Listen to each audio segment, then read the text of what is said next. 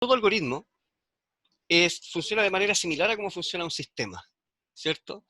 Lo tenemos una entrada y tenemos una salida. Entonces, cuando se procesa un algoritmo, como ustedes ya saben, aparecen varios errores, donde los principales son errores de programación. Pero nosotros acá nos vamos a enfocar en el análisis de los errores que se presentan en los métodos numéricos o en los algoritmos. Entonces, existe un dato, el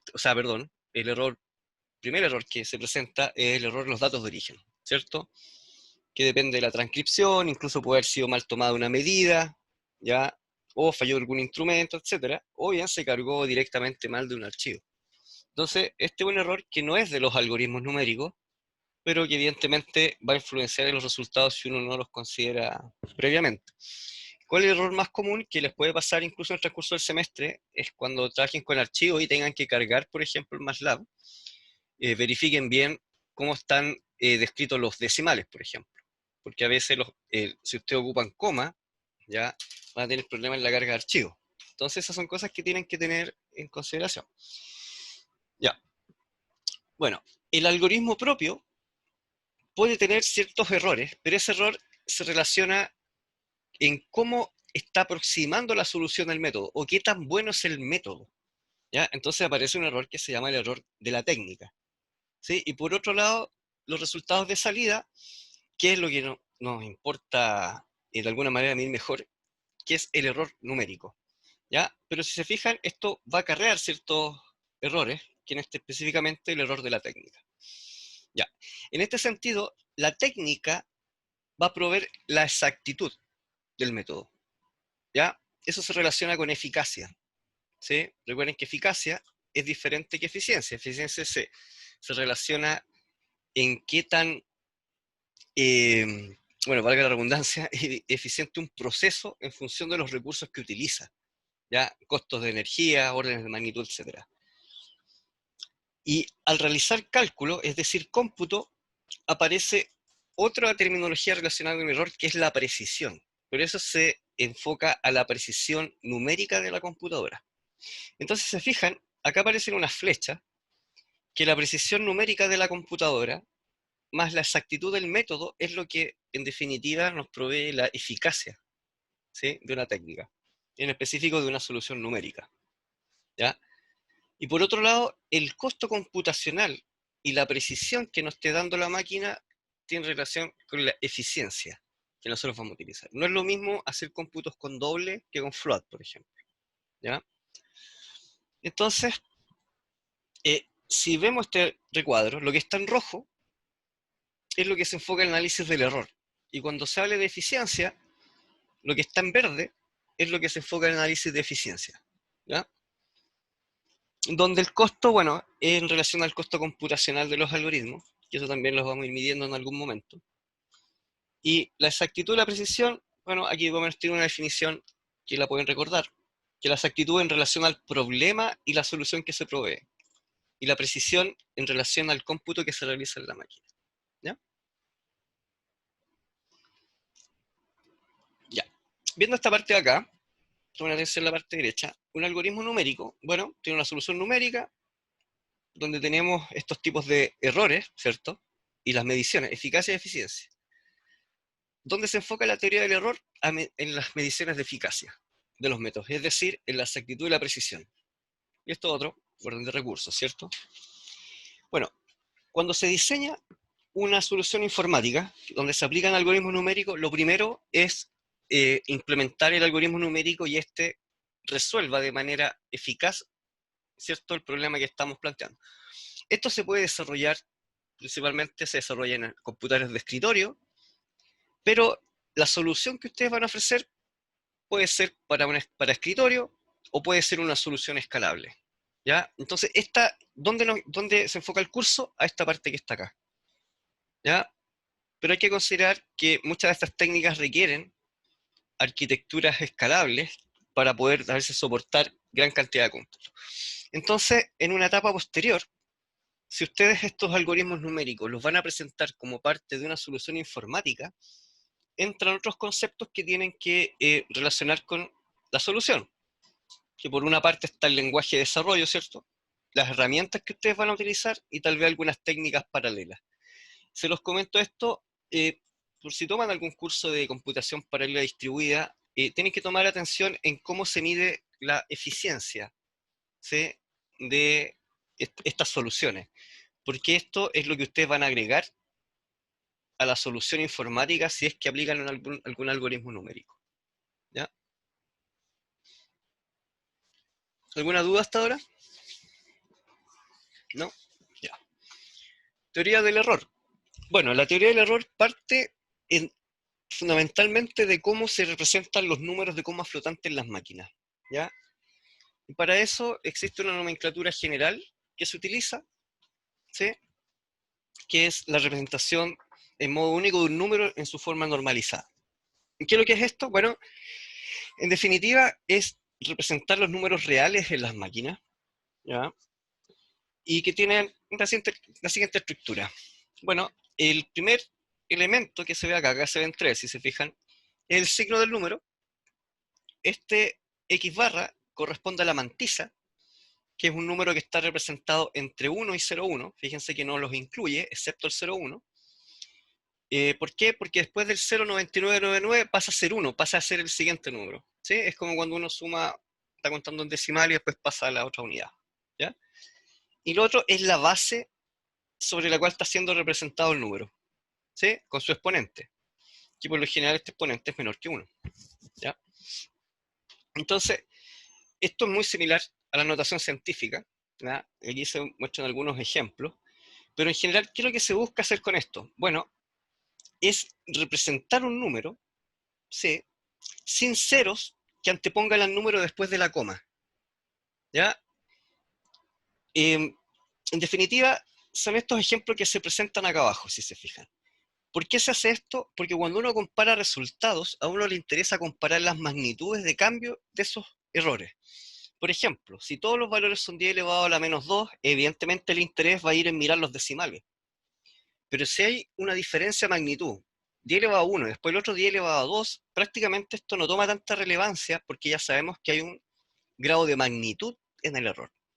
Entonces, una forma de normalizar los resultados, compararlos, incluso computarlos, es dejarlo en su forma normalizada. ¿Qué es lo que quiere decir su forma normalizada? Es esta. Se antepone un 0, punto, todos los otros números enteros. Si se fijan, estos son los decimales, las posiciones de los decimales. Pero eso eso no es otra cosa que un polinomio, ¿cierto?, de grado n, que en este caso es un n negativo. ¿Por qué? Porque esto es lo mismo que decir 1 partido por 10 elevado a k, 1 partido por 10 elevado a 2, y así.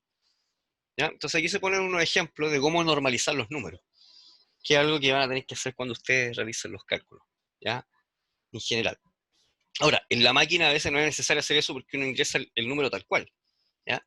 Pero cuando se expresan los resultados hay que transformar todos los números a estas escalas normalizadas. Entonces cuando se les pregunte del error, ustedes tienen que tener esta normalización, ¿ya? No pueden colocar 0.0000, no, ahí uno pierde información visual. No es que se pierda numéricamente, visualmente es más difícil poder analizar, incluso para los gráficos, ¿ya? Entonces, por ejemplo, ahí está el caso de pi, en su forma normalizada pasó, si se fijan, en el decimal hacia allá y así sucesivamente. Y eso se hace con todos los números. ¿Ya? Entonces, si se fijan, la representación del número, ¿ya?, no es más que la combinación, ¿sí?, de su expresión decimal, que está representada en una cierta base, y por lo general, ¿cuál es la base que nosotros ocupamos? Base 10, pero esto podría ser perfectamente base 2, base 4, base 8, etc. Esto se aplica para cualquier base de número. Y no es más que una representación fraccionaria, si se fijan, porque eso elevado a la menos algo es una fracción, que es la que aparece acá abajo, ¿ya?, que son distintas formas de representar el número. Y todo eso va a estar multiplicado por una base. Eso es lo que se está describiendo en esta secuencia, ¿ya? Entonces, ¿de qué sirve esta representación? Que nos permite saber hasta qué punto se pueden representar los números en las máquinas y tener algunas cotas de error, ¿ya?, que las vamos a ver un poquito más adelante. En general, como los números son finitos en las máquinas, podemos representar... ¿Sí? Sí, ¿Perdón? ¿puedes repetir eso del B? No lo entendí bien. ¿Cuál? ¿Este ve que es el beta? Sí, el beta, el beta. Ya, el beta acá representa la base, a eso te refieres, ¿cierto? A la base sobre la cual está representándose un número, ¿sí? Por ejemplo, acá arriba los ejemplos están en todo en base 10. Ese es el beta, si se fijan, ¿ya? No sé si eso es lo que me preguntaste. Si quieres, Ah, ok. más Pero esa específico. base siempre es una potencia de 10 o puede ser No, cualquier base. puede ser cualquier base. Uno podría expresar un número en base 2, por ejemplo, en base binaria. También va a pasar lo mismo. Esto van a ser 1, 0, 1, 0 multiplicados por el 2 elevado a algo, si se fijan. ¿Ya? Ah, ok. Y si hay decimales, si se fijan, como es la misma base, va a estar dividiendo por 2, por 4, por 6, por 8, por 16, y así. ¿Sí? En vez Ah, de ok. dividir por 10, por 100, por 1000, ¿sí? Es lo mismo. Ya se cumple. ¿Ya? Eso. Así que no sé si respondió ahí. Ya. Ya, en relación a lo que es el corte y redondeo, ya, y ustedes ya lo conocen harto, a ustedes les gusta más el redondeo que por corte, ya, porque permite aproximar mejor, hacia el 4 me refiero. Entonces, en, en, en el sentido de la representación de las máquinas, existen dos formas de representar un número de coma flotante. Y esto es por corte o redondeo. Entonces, en definitiva, cualquier número que nosotros queramos representar en la máquina es un aproximado, excepto los números enteros, si se fijan, el 1, 2, 3, 4, etcétera, sin que no tienen decimales. Pero todos los demás que están en el mundo de los reales, ¿ya? Si fijan, reales, es una aproximación. Entonces, de ahora en adelante, cualquier número representado en la máquina solo podemos representar con esta nomenclatura, float x, ¿ya? Y eso es lo que va a aparecer en el resto del texto y las clases. Entonces, esta es la representación de la máquina y a la que le llamamos representación de puntos flotantes, ¿ya? Donde, como les comenté, existen dos formas, por corte y redondeo. Ahora, la pregunta es, ¿hasta qué punto podemos representar un número en la máquina? ¿O hasta qué resultado llega a ser preciso, un algoritmo, etcétera? Entonces, ahí aparece el concepto de los k dígitos con los cuales se representa un número. O bien más adelante aparece el concepto de dígitos significativos. En este caso, si volvemos acá atrás, los dígitos significativos en este problema, bueno, son los que estamos viendo acá, en definitiva. Pero contemos el tercer ejemplo. Tiene 2, 4, 6, 8, suponiendo que no tenemos ninguno para acá. ¿Ya? Ya. Supongamos que acá tenemos el 0.1246. Está, fíjense, 10 elevado a la 2. Pero ¿qué pasa si lo quisiera colocar 10 elevado a la 3? Uno agrega un 0, ¿cierto? Y si se fijan, no cumple la forma normalizada, sigue teniendo 5 dígitos significativos, porque el 0 no implica nada, no entrega ninguna información más que una posición decimal. ¿Ya? Entonces, cuando uno se empieza a referir al K, más adelante vamos a ver hasta qué punto o hasta cuántos K dígitos puedo representar un número. Entonces, ese K, de ahora en adelante, lo vamos a asociar a la cantidad de dígitos que se está representando un número. Entonces, volviendo a lo anterior, si se fijan en la representación de los valores numéricos, el valor del E, que en este caso es el exponente con el cual se está elevando el número, va a tener ciertos límites. En el ejemplo que está acá arriba, el límite está entre menos 1 y menos k, por ejemplo, ¿cierto? Entonces este sería el límite más bajo, ¿sí? Y el límite más alto, si es que asumimos que k es un valor absoluto, si se fijan. ¿Sí? Entonces, ya sabemos entonces que un número va a estar acotado por dos valores de potencia, L y U. ¿Ah?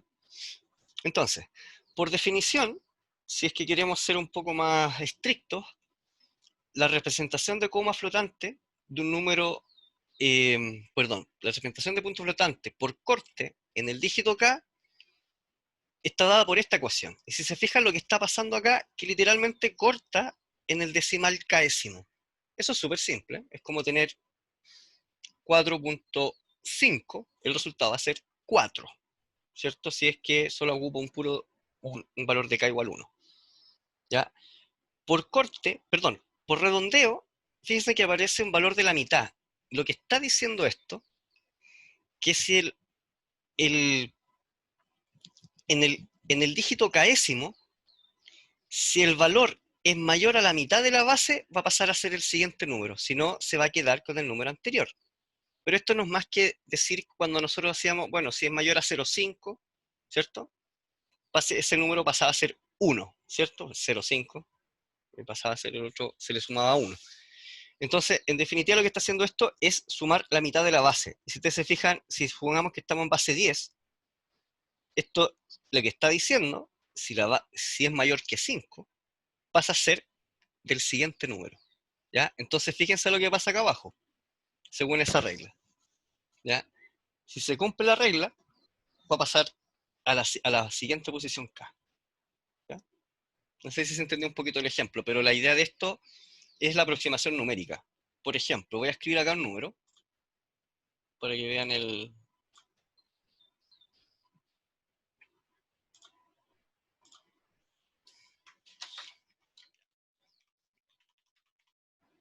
Eso ustedes ya lo conocen, pero lo vamos a ver igual.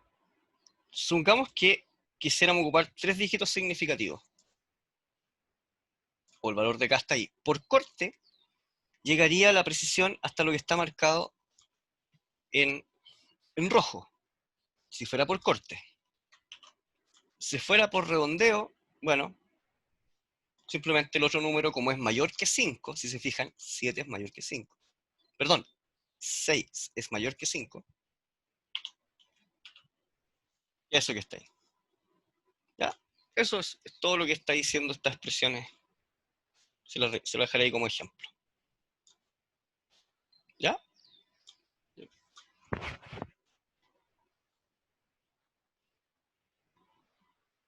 Ya.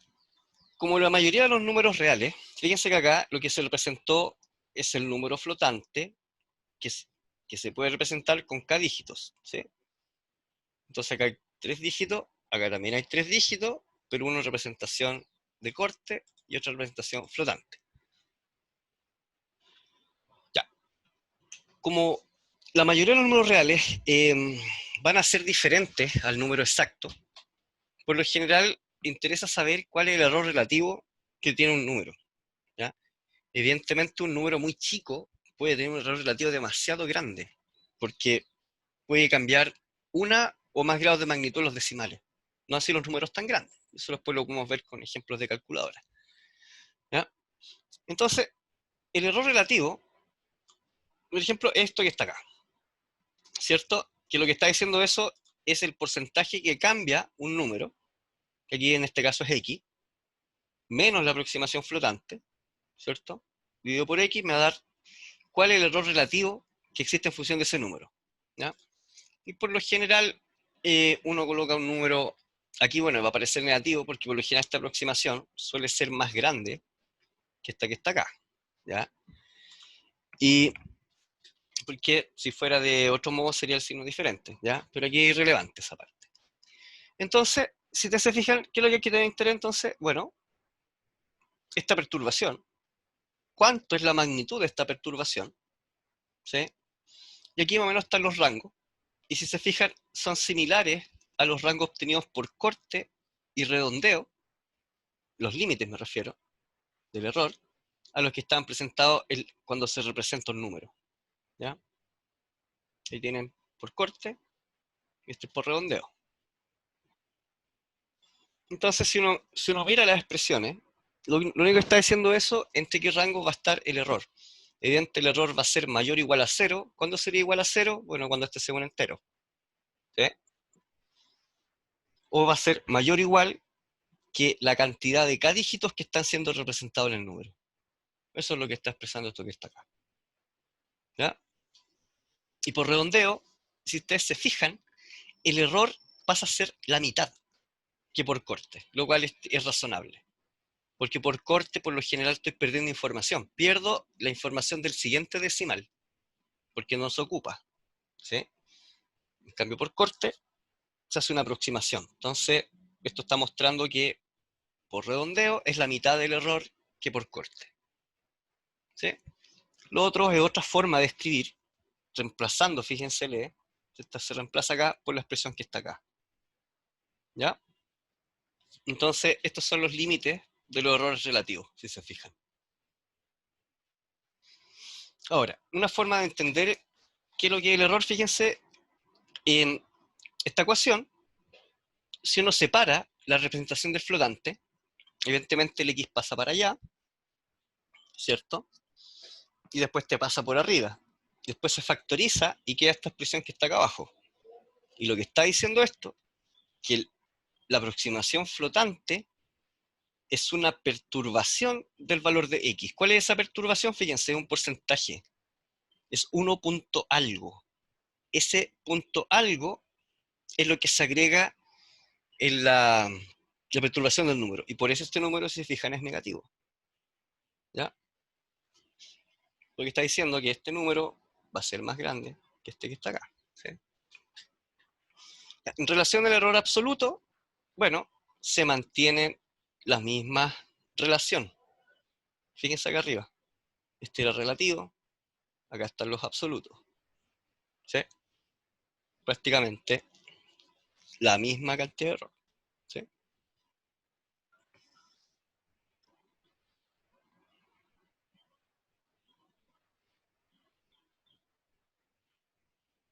Ya que hemos visto hasta ahora, bueno, el redondeo a cada dígito y el corte a cada dígito con estas expresiones, donde esto representa el error, de cierta manera, ¿sí? Porque ahí está medio el error. Vimos una representación general de la coma flotante y las unidades de redondeo de los computadores, que es lo que vamos a ver un poco ahora. ¿Ya? Que en definitiva, déjeme ver una cosa acá. Pensé que era otra presentación. Ya. La unidad de redondeo en una máquina, entonces en cada dígito, está dada por sus definiciones de corte y redondeo, que son esas que están ahí. ¿Ya? Recuerden, esa es la unidad de redondeo de la máquina. Entonces, uno puede ya con esas definiciones saber cuáles son los números máximos y mínimos que pueden ser representados en las máquinas. Recuerden siempre en el mundo de los reales. Ahora, si eso lo llamo al número de los enteros, depende de la definición. Si ustedes recuerdan, la arquitectura de computadores, por ejemplo, tienen diferentes cantidades de bits en las cuales se almacenan la información, ¿cierto? Los registros. 16, 32, 64 bits, etc. ¿Ya? Cuando se trabaja con números, uno tiene que ver, bueno, cuál va a ser la escala de esos números que se van a utilizar. ¿En qué sentido? Mi programación necesita números negativos, como si fuera no, solo trabajo con enteros positivos. Y si yo defino mis datos como enteros positivos, puedo utilizar el doble de tamaño de los números enteros. ¿Qué se fijan? Definido en la arquitectura. ¿Por qué les comento eso? Porque cuando uno ocupa del menos al más, por ejemplo, si ustedes declaran enteros y van a tener un contador que crece de 0 a un n muy grande, ese contador no les conviene dejarlos como enteros, porque están desperdiciando la mitad de los números que pueden utilizar en ese contador. Tú puedes decir, es claro, irrelevante, pero va a ser relevante cuando tengan muchos registros, por ejemplo, un Big Data. ¿Ya? Entonces, en ese sentido, es mejor declarar enteros sin signo, porque todos los números que guardaba como negativos, ahora los agrega en una magnitud más hacia los positivos. ¿Ya? Entonces, existe una segunda medida de precisión, que está dada por los mayores enteros positivos, los cuales puede dar una máquina. ¿Sí? Donde en definitiva el mayor entero positivo es el propio número, porque si se fijan no tiene más decimales. Entonces eso es lo que está expresando acá. Que la aproximación de un entero es simplemente el mismo entero. Que es lo que les comenté en las slides anteriores, donde prácticamente el entero no tenía error. ¿Sí? Ahora, evidentemente, no puedo representar un número mayor al que me permite el registro. ¿Sí? Y en definitiva, ¿cuál es ese número mayor? Bueno, los K dígitos de la mantisa, literalmente. ¿Sí? O sea, y recuerden, por la base, si está en base 10, el número más grande va a ser en una potencia de 10. ¿Sí? Ya, entero positivo. Entonces, aquí les dejo unas tareas para que la hagan así rápido. Eso los pueden calcular con el mismo MATLAB. Mañana podríamos ver algunas de estas. Pero denle una mirada a estas tres actividades que están ahí, para que puedan experimentar. Ya. Algunos errores cuando se trabajan con las máquinas. Está el underflow y el overflow, que tal vez a ustedes les ha aparecido en más de alguna ocasión. a veces se confunde con el NaN, depende del compilador. Pero el overflow se relaciona cuando uno quiere utilizar un número más grande del cual está siendo representado en la máquina. ¿Ya? Entonces, vean esto que está acá en rojo, que un número va a tener una representación máxima como XU, X, upper, de upper bound, y el test lower, ¿ya? Y saltándonos un poquito esta nomenclatura, si se fijan acá lo que son los límites, lo que está diciendo, son los cambios en función de las bases, ¿ya? Pero vámonos directamente a lo que nosotros nos pasa en programación, para que lo recuerden de esa manera. Cuando se hace una suma de dos números, y supongamos que estos dos números están en el límite del número más grande, evidentemente me paso del número que puedo representar en la máquina, y ahí aparece el error denominado overflow. Y en general el programa se va a caer y les va a mandar ese error, porque no puede procesar ese número en memoria. Eso es lo que en definitiva significa ese error que aparece acá. Entonces posiblemente si le apareció alguna vez en su vida, no es un error de la programación en sí, sino que es un error de cómo estaban definiendo los datos que estaban usando, o bien hicieron un proceso muy iterativo y siempre fue sumando algo, ¿ya? Pero ese es el origen de ese error. Y por otro lado, ustedes saben que el número que se puede representar en la máquina va a ser muy cercano al cero. Es cero si es un valor exacto, pero un número muy cercano al cero, pero que no sea cero, va a tener un límite de decimales. Entonces, cuando me paso de ese límite, ¿cuándo sería si le sigo multiplicando, por ejemplo, por 0.0 algún número? Siempre cuando multiplico un número menor que 1, ¿ya? Y mayor que 0, muchas veces, voy a abrir la calculadora, ese número empieza a tender a 0. Entonces, si esto se hace muchas veces, mira, voy a colocar 0.1, me dicen si no se ve la calculadora, 0.1 lo vamos a elevar muchas veces. Déjenme ver dónde estaba. Allá, vamos a cambiar primero la calculadora. 0.1 y lo vamos a elevar, vamos a ver si alcanza a hacer esto, 100 veces. ¿Ya? Y fíjense, el número me está diciendo que tiene 100 decimales. No me dice el valor exacto, pero está diciendo que tiene 100 ceros antes. O sea, es un número muy chico. ¿Sí? Va a llegar a un punto en que esto, y fíjense que lo que se hizo fue multiplicar 0,1 hartas veces. ¿Sí? Se hizo, en definitiva, esto. Después se volvió a multiplicar por 0,1 y así sucesivamente. ¿Ya? Entonces un número que sea menor que 1, mayor que 0, multiplicado muchas veces va a tener que ser muy chico. Pero va a llegar un punto en que ese no puede ser almacenado en la máquina. Como ese no puede ser almacenado en la máquina, la computadora va a asumir que ese valor es 0. ¿Ya? Y eso es lo que se conoce como underflow. En general, este error no les va a parar el programa. Puede que si ustedes tienen activado el warning, ¿ya? Por ejemplo, en C o OP3, ¿ya? O 3, les va a indicar cuando suceden estas cosas. ¿Ya? Pero eso en definitiva es que ya se perdió la exactitud del decimal. En otras palabras, este les vota un programa, este no los vota, porque después reemplaza por 0. ¿Ya? Ya. Si bien vimos lo anterior, si se fijaron, estos son los límites. Nosotros en nuestro curso somos más aplicativos, entonces nos interesa saber cuáles van a ser nuestros resultados numéricos. Entonces, esto que vimos acá es la base de las medidas de error.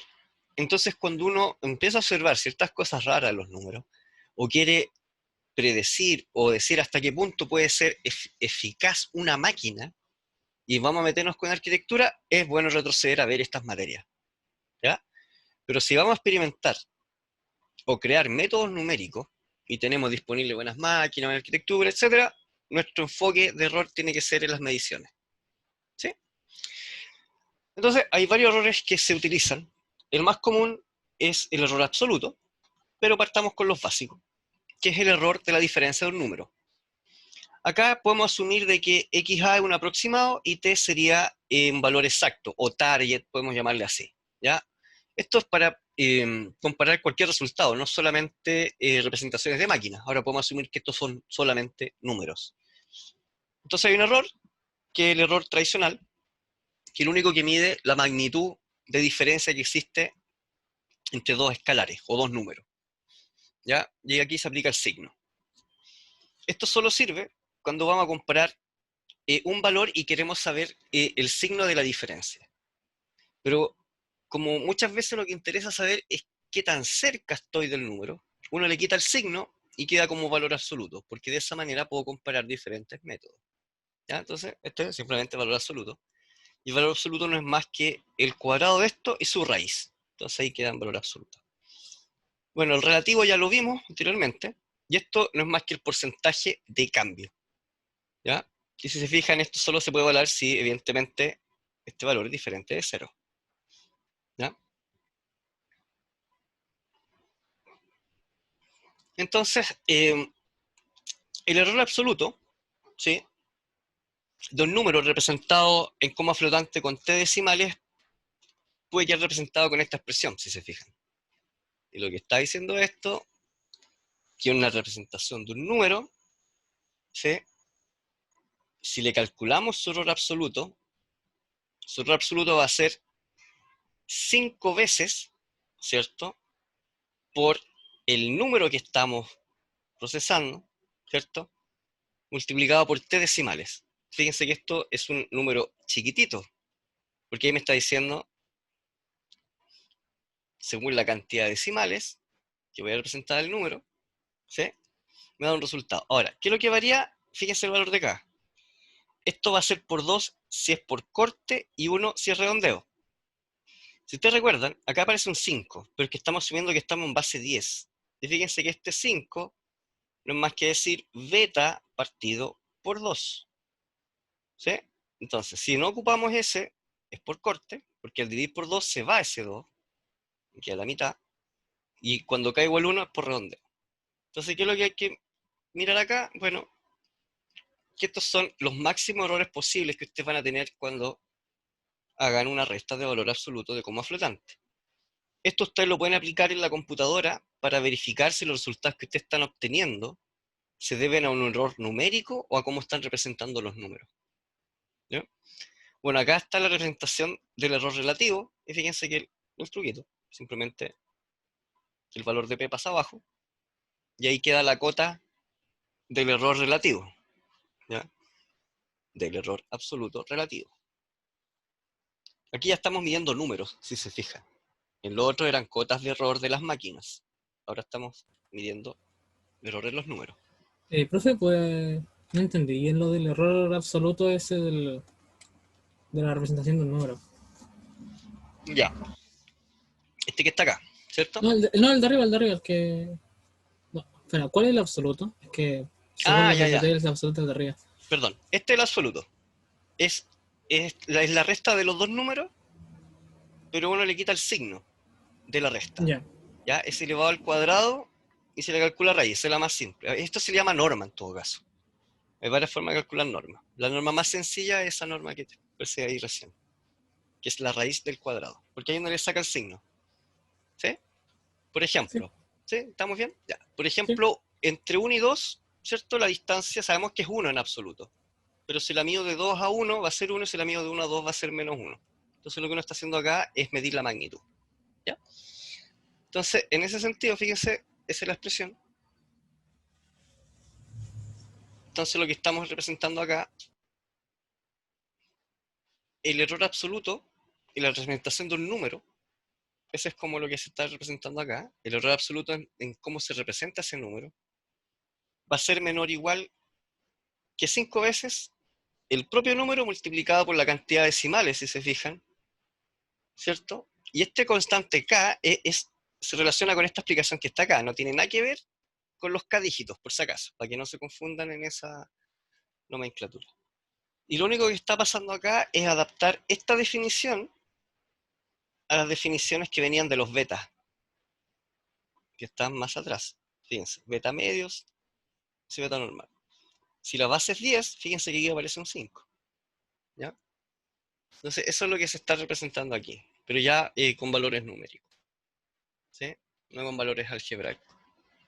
Si es por corte, si se fijan, se va a perder esto va a pasar a ser 10, porque el error va a aumentar, pues aumenta el doble, si se fijan. Por redondeo, es la mitad del error, Por eso aparece el 2 ahí. 2 para corte y 1 para redondeo. ¿Se logra entender esa explicación? Si no, escríbanla en papel por mientras, desarrollo, porque esto después lo podemos también hacer algún desarrollo numérico, pero en el ejemplo que viene yo creo que ahí se va a entender bien. ¿Ya? Profe, ¿y ese 5 siempre es 5? O sea, ¿siempre va a ser 5 veces mayor? No, solamente cuando la base es 10. Ah, ok, entonces ese 5 va cambiando dependiendo de la base. Sí, va a cambiar dependiendo la base, ¿ya? Porque va a Ah, ser ok. hasta el número, hasta la mitad de ese número, en otras palabras. Pero, por ejemplo, en base 2 tú tenés 0, 1, 0, 1, 0, 1, ¿sí? Entonces, Ok. en general esto se aplica para decimales, porque todo el cálculo al final numérico es base 10, así que asuman base 10. Pero miren, la lectura, para no complicarse tanto, uno ya sabe que si es por corte, va a tener el doble de error que si es por redondeo. ¿Ya? Entonces ahí uno ya sabe que acá, por ejemplo, esto lo puedo representar o con un 10, ¿sí? O la mitad, un 5. Eso es como el... Ya, miren. Ya, sí. Entonces, siguiendo del ejemplo anterior, con la explicación anterior aquí vamos a mostrarle algún ejemplo, ¿sí? Y se va a relacionar con los dígitos significativos. Entonces, imaginen que tenemos una cierta operación, ¿ya? Va a haber una operación de número. Déjenme pensar bien acá.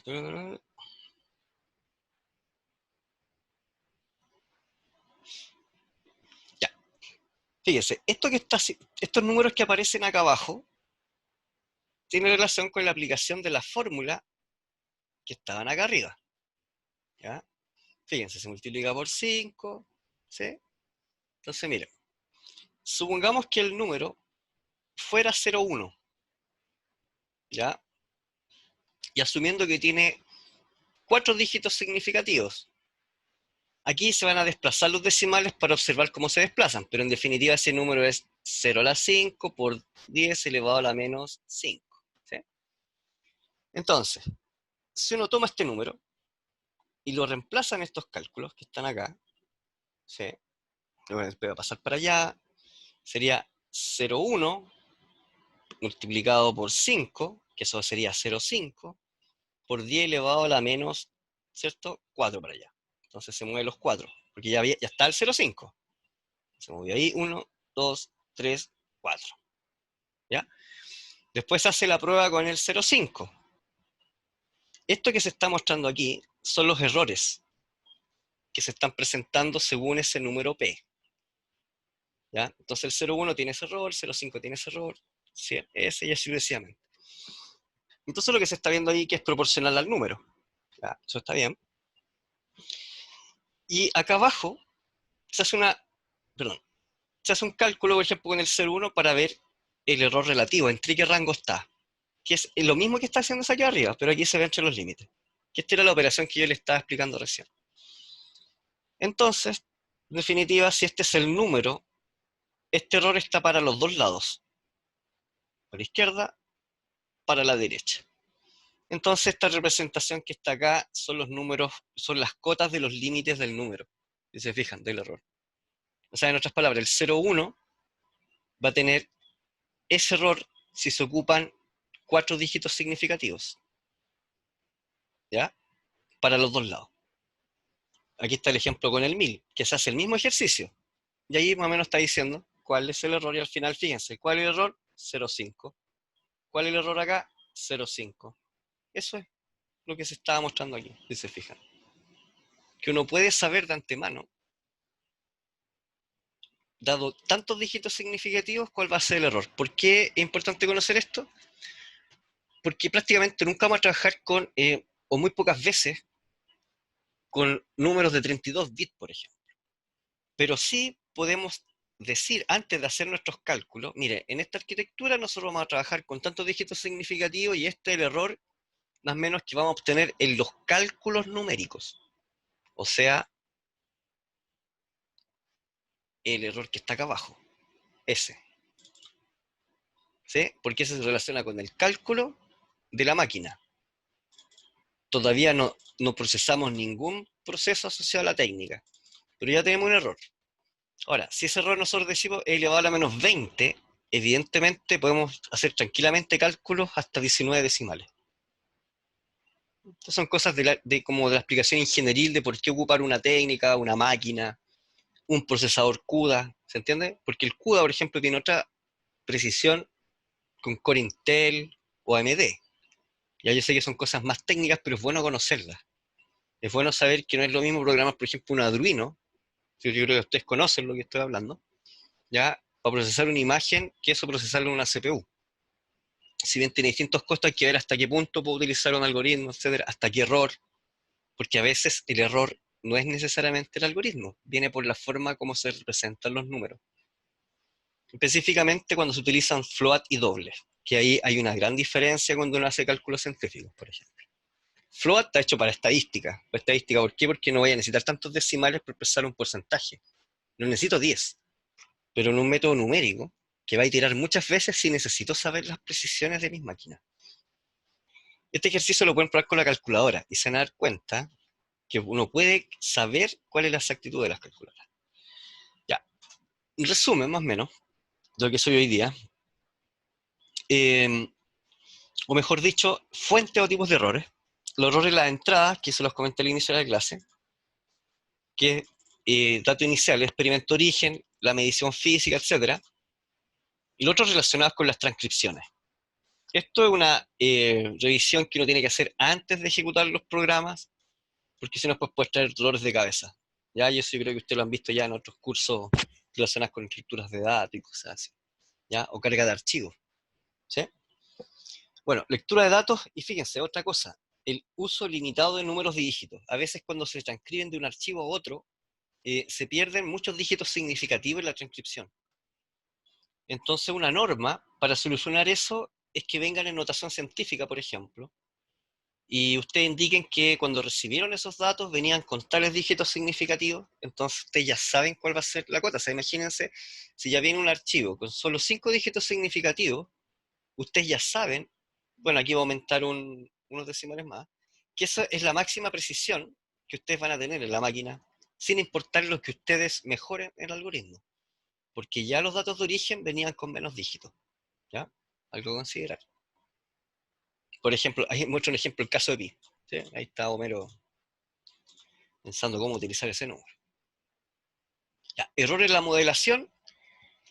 Bueno, como en general las soluciones numéricas se basan en soluciones matemáticas y específicamente ecuaciones diferenciales, etc. Esa requiere una modelación. Uno puede utilizar modelaciones que hayan descrito otros matemáticos, ingenieros, etc. O bien modelar una nosotros, si eso se puede hacer.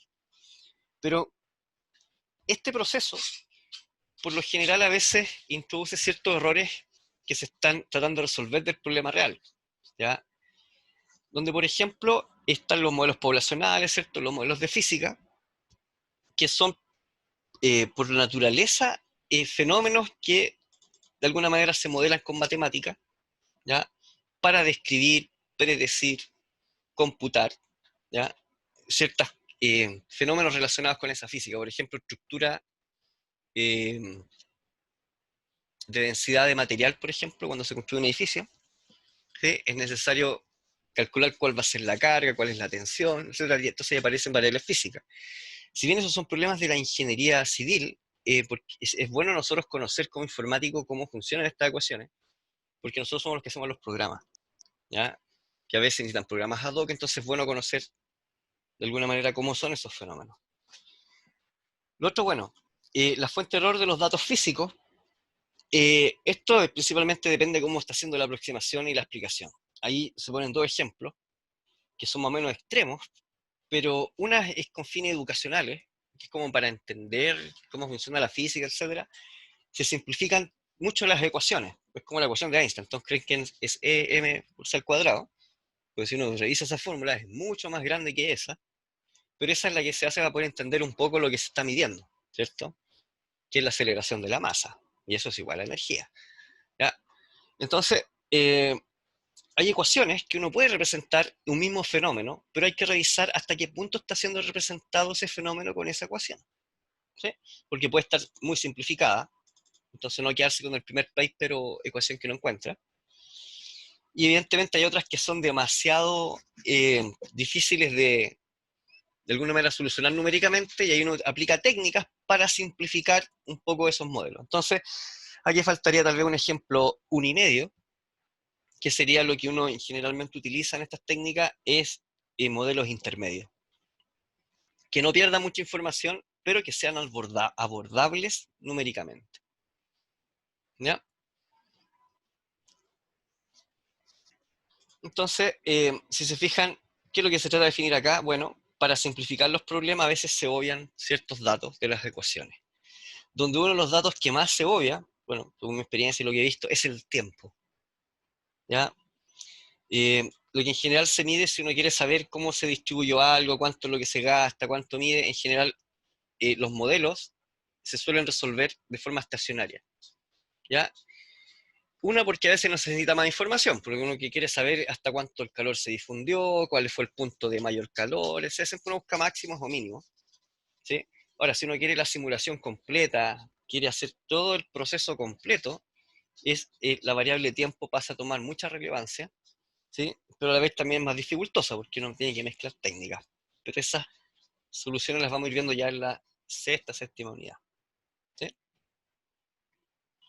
Ya, los tipos de errores, bueno, programación tradicional no está marcado en rojo porque eh, aquí no se mide el error de programación, sino que se mide de alguna manera qué también hicieron la técnica, cómo fundamentaron, etcétera. Porque estos errores siempre van a estar. ¿Ya? Bueno, truncamiento, discretización. Esto pasa cuando pasan de una variable continua a discreta, ¿sí? Cuando pierden dígitos significativos, etc. Bueno, todas las aproximaciones son finitas en las computadoras. Espérenme que viene llegando un alumno. Ya. Entonces, si bien teóricamente uno puede representar un número de manera infinita, ustedes saben que una función, un número puede ser representado con serie Taylor de manera infinita, uno tiene que hacer un corte en algún momento de ese número. Entonces, al hacer ese corte, prácticamente perdí mucha información. Pero fíjense que aquí yo estoy perdiendo información después del decimal 10. ¿No es? ¿Sí? Entonces, esto es lo que se denomina como error de aproximación finita, que en definitiva un número lo represento de forma finita en las máquinas. Bueno, los errores de máquina, corte y redondeo, puedo aproximar hasta n dígitos, depende de la capacidad de punto flotante de las máquinas, depende de la arquitectura de las máquinas. Es bueno que den una miradita a la diferencia entre GPU y CPU. ¿Ya? Esta es muy utilizada, pero sirve para ciertos tipos de cómputo, y esta tiene registros más grandes, 64 bits.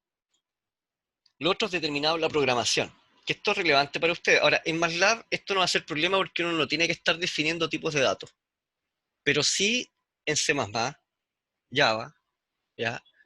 Python, si bien arregla muchas cosas y no es tan eficiente como muchos puedan creer, tiene muchos bugs para que no se caigan los programas, entonces en general lo que se hace se mezcla ideas de Python a veces con otras librerías de Java para que soporte los caches, ¿cierto?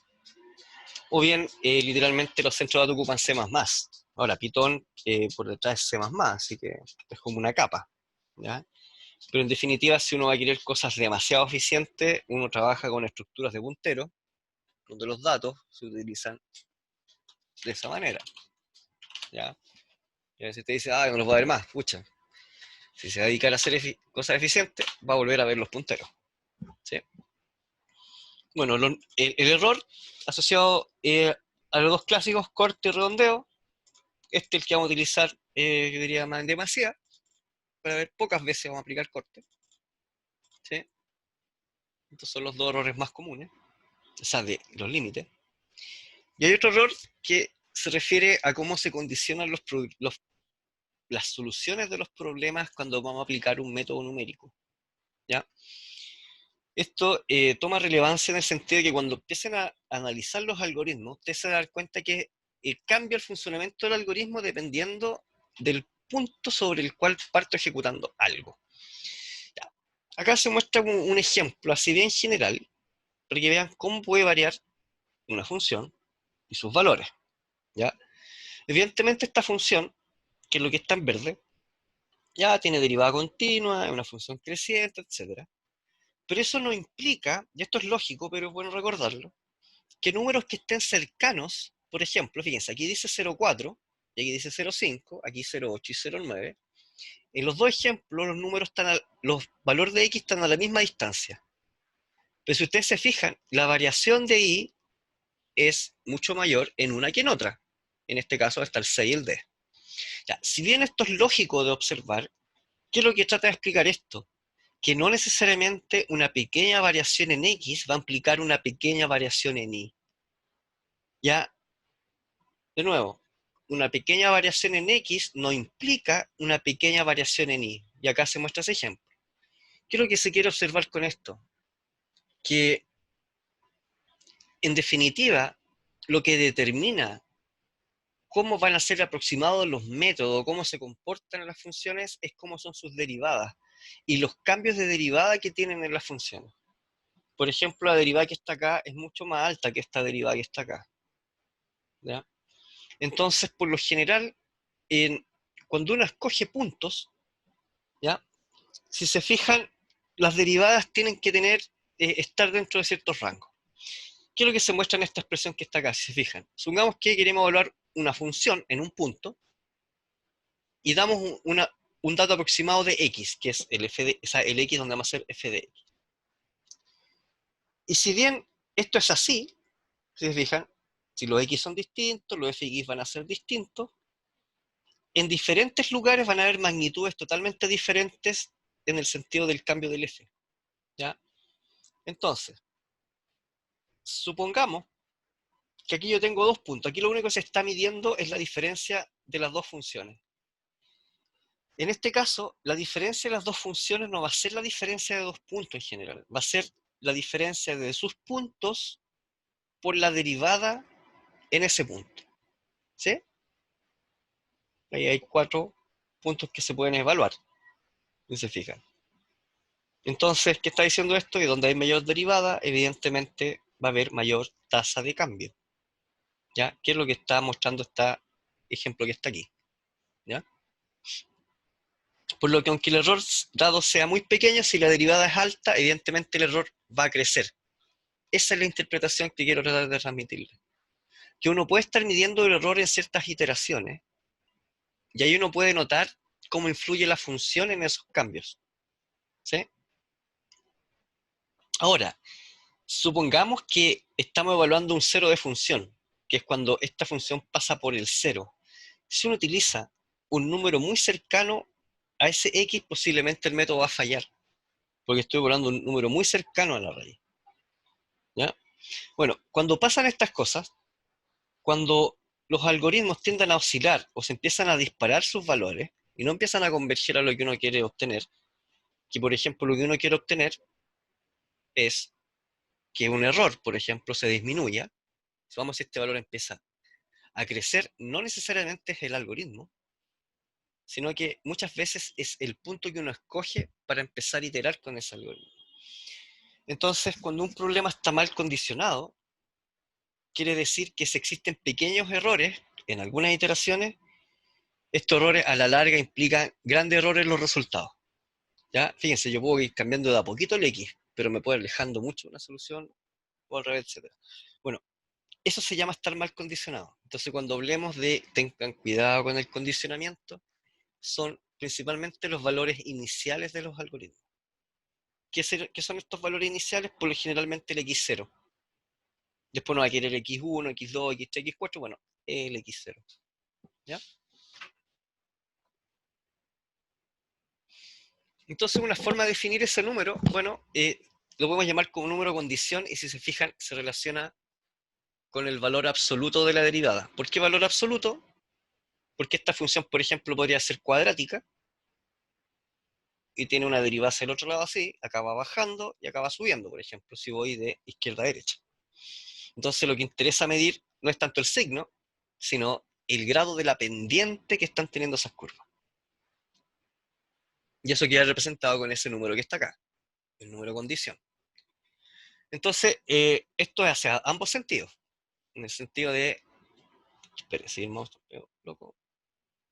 Un minuto. Ahí sí, volvió. ¿Ya? Bueno, Así un problema está mejor condicionado mientras más se acerque a 1 este número de condición. ¿Ya? O sea, tiene una derivada alta de cierto aspecto, ¿sí? Pero estamos como lejos. Y, por otro lado, si este fuese demasiado pequeño, el problema estaría mal condicionado. ¿Por qué? Fíjense la ecuación que aparece acá abajo. Si ese número es demasiado pequeño, no tengo cómo evaluar mucho la función, porque esto se me dispara al infinito. ¿No se fijan? Porque este se acerca a 0. ¿Dónde pasa eso? Fíjense, cada vez que me acerco al eje X, si por ejemplo esta función, los números cercanos aquí, por eso le fallaría un método si ocupo para buscar una raíz cercana a esta función, van a haber muy pocos cambios en X. Entonces su derivada es muy chica. Entonces, bueno, trabajar cuando las derivadas son altas. ¿Ya? Bueno, ya que aparece otro concepto que es la inestabilidad y la estabilidad. Cuando los errores que se cometen en los diferentes pasos del algoritmo, es decir, diferentes iteraciones, hace que el algoritmo empiece a diverger. Es decir, al principio de las iteraciones puede que no notemos un cambio, pero después si nuestros resultados empiezan a oscilar o empiezan a dispararse, es que estamos teniendo un algoritmo inestable. ¿Ya? En cambio, si el error que estamos midiendo, por ejemplo, cada vez empieza a disminuir, no importa que disminuya lentamente, pero empieza a disminuir y a converger hacia el 0, es porque decimos que es estable. Si vemos, generalmente los algoritmos pueden oscilar, pero al principio, pero ya después empiezan a estabilizarse y a oscilar muy cercano a su valor de error. Pero si ustedes observan que los algoritmos hacen esto, y después el error empieza como a dispararse, es porque hay algo inestable en algún paso o más del algoritmo. ¿Ya? Eso uno lo nota cuando hace las gráficas. Ya, en resumen, nosotros estamos enfocando acá, teoría del error. Estos son los 3 errores más utilizados: el error de diferencia, el error de magnitud, el error relativo, donde el error relativo tiene una cota en el computador dado la cantidad de dígitos que se pueden representar, ¿cierto? Donde por corte es la base, dado los k dígitos, fíjense, negativo, y por redondeo, ¿cierto? Va a tener la mitad del error anterior, ¿ya? La mitad del error anterior.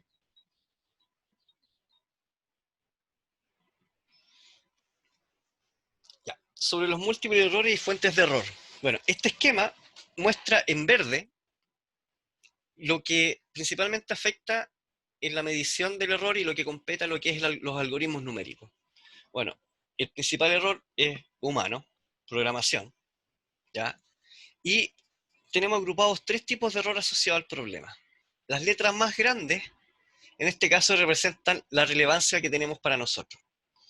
Y si se fijan, hay errores en la entrada, en la modelación, en la fuente de datos. Ese no es un error del algoritmo. Sí se va a asociar a errores propios de las fuentes de datos. Entonces, antes de... yo les voy a pasar en general datos que están preparados para hacer experimentos. Pero si a ustedes les toca algún trabajo, etcétera, es bueno explicar cuáles son los datos de origen, para que después no tengan sorpresa cuando tengan entrega. A nivel matemático, aparecen los errores de condición. Y esto es en relación al problema y experimento. Entonces, esto debería estar marcado completamente en rojo porque se asocia a la partida de los algoritmos. Esto es netamente experimental. ¿Ya? Cuando ustedes van haciendo los experimentos se van a dar cuenta. Después viene el error de máquina, que lo dejamos un poco más chico porque no es tan relevante, pero sí lo que es el truncamiento y la discretización, que esto se relaciona cuando se capturan los datos y se discretizan. Y, por último, el error de la aproximación numérica, ¿ya? Que es lo que más nos interesa a nosotros saber. Y se fijan, aquí aparece la medida del error. Entonces, esto que está acá, que lo vamos a dejar ahí encerrado en azul, son los 2 errores más importantes que hay que tener en consideración en el curso y en los labs, ¿ya? Medición del error y los errores de condición. Bueno, eso fue lo que es la materia de la introducción al error. Vimos algunas medidas, vimos algunas fórmulas, y principalmente me gustaría que se quedaran con estas 2 últimas, y esta es la que está acá, que le den una vueltita. La presentación está en el sitio de USAID Virtual. Y toda la materia, incluso parte del contenido que está acá, viene del libro Sergio Plaza. Esto está transcrito.